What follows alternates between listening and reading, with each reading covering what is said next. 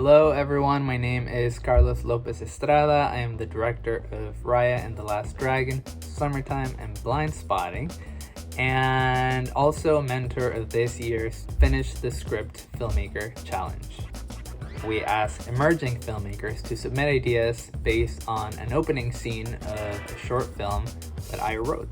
The 4 winners presented us with powerful emotional tales of immigration, of family, identity, and self-sacrifice. My film follows a young girl named Zora who basically needs to save her mom from oppression. I'm writing and directing Dinner is Ready. It's about a deceased mother and a grieving daughter who have the precious opportunity to have dinner together one last time in the afterlife. Do you remember that one? Yeah. Taker Zora it's a short film about the challenges and the joys of growing up with a brother with Down syndrome. My film, Hunted, is a surreal horror film genre take on troubled relationships. 2 Black gay men are dealing with a sort of oppressive mob that's kind of like a stand-in for society. And we kind of follow them as they try to escape, but also deal with frictions that they have between themselves.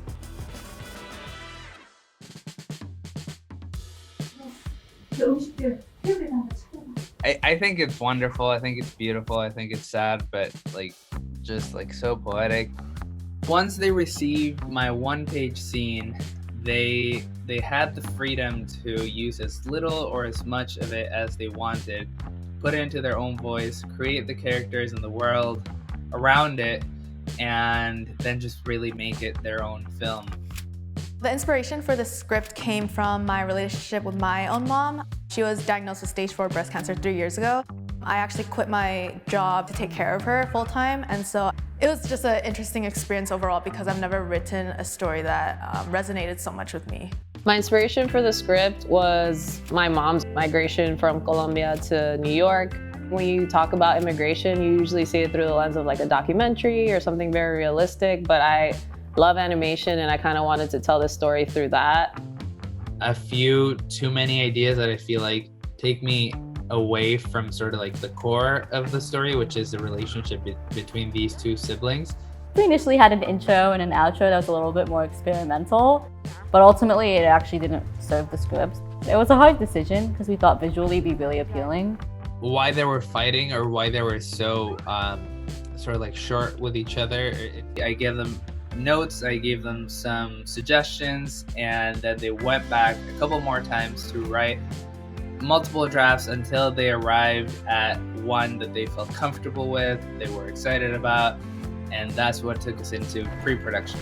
I had locked this script at a certain point and started to prep it. The elephant in the room to address was definitely location scouting. That honestly could either make or break the budget. I asked him please give me any references you have, and he did send me a lot, and I knew that was going to be a lot of props and a lot of blood. We found another location in Santa Clarita, which was the one that we ended up using. It was just a little bit of a process of finding everything that he wanted, but again, not going out of that budget. And then after locking down locations and knowing what the space looked like, we started telling actors on video calls more or less what the vlogging would be like. Right? All the stuff, put your pajamas on. We went right into rehearsals. We got Abby started as soon as possible to get those lines down. It was diving more into what it was growing up with him. So I was digging into the memories. We were originally going to work with a casting director, and her work schedule changed, so then we had to change our approach to casting. We got Gina and her mom, and then we had to make the call on whether or not we should go for a non-actor. Is our audio visual We really just wanted to kind of bring you guys in and give you a little taste of Dolby Vision, Dolby Atmos, and kind of inspire you. So there's speakers all down the side walls, and then speakers in the ceiling as well. Dolby Atmos can target any one of those speakers individually or in any combination. During pre-production, we actually got to have a meeting with Dolby Atmos team and with our composer and sound designer. And then we also got another meeting with Dolby Vision team.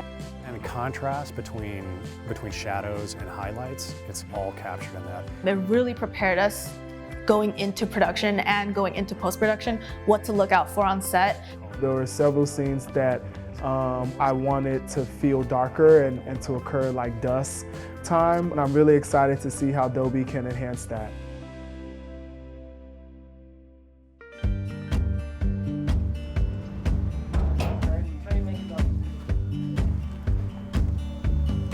Each of the filmmaking teams went into production.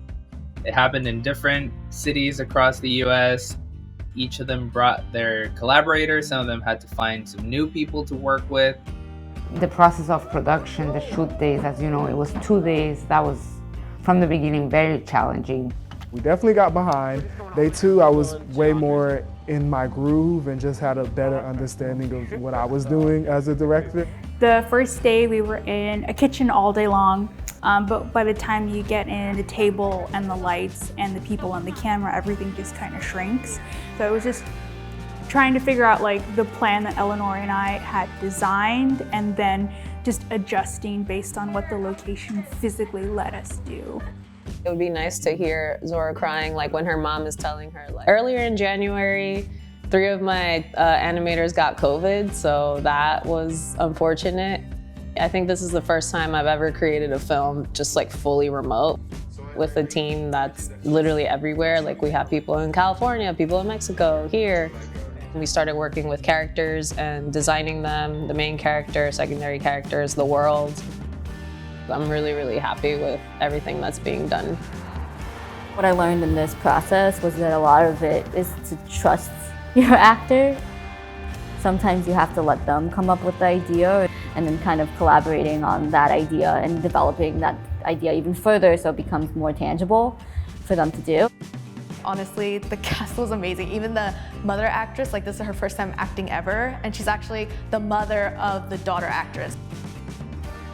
Taking that chance and like having them be our cast, like it paid off so well because you could really see that relationship pop off the screen. You were chosen!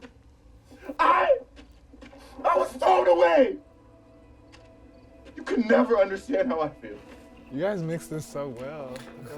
You take this raw footage that's not properly, dialogue edited and no music to it, and when you start adding all these elements, it's like it transforms even again into something else. They edit it multiple times, share it with different people. Sometimes they share cuts with me, with their producers. And they were able to make each of their films just feel so personal and so specific to their voice. I'm surprised how I would listen to like the cuts on my laptop and it doesn't do the sound justice at all. And like being like literally in the center of the theater, it's like 360 sound. It really feels like you're in the film with the characters. There's this one scene where my main character is walking through like a sewer. She drops in the sewer, like we hear that the panning of the sound like coming from the top to the bottom as she's walking across, like we can hear it move from left to right. And with Vision, we were able to like kind of pump up the blacks and the shadows a lot more, so it kind of made that whole scene feel dark and kind of unknown, mysterious, scary.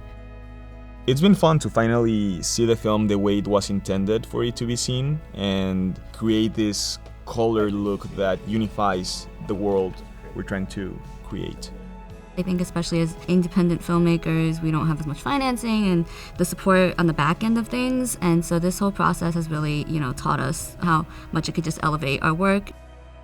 This experience is something that I think I'm gonna look back on and really identify as a sort of milestone moment for me.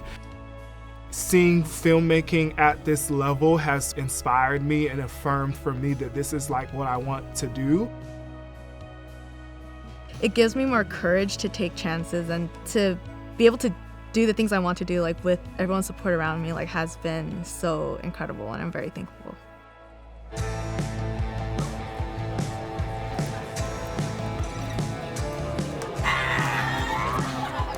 It feels super rewarding that after almost like 7 months of working on this project that it's now all done and I can sit and show it to the world. I'm a little nervous, but I'm excited. It's very emotional and exciting, and also it puts you in a vulnerable position.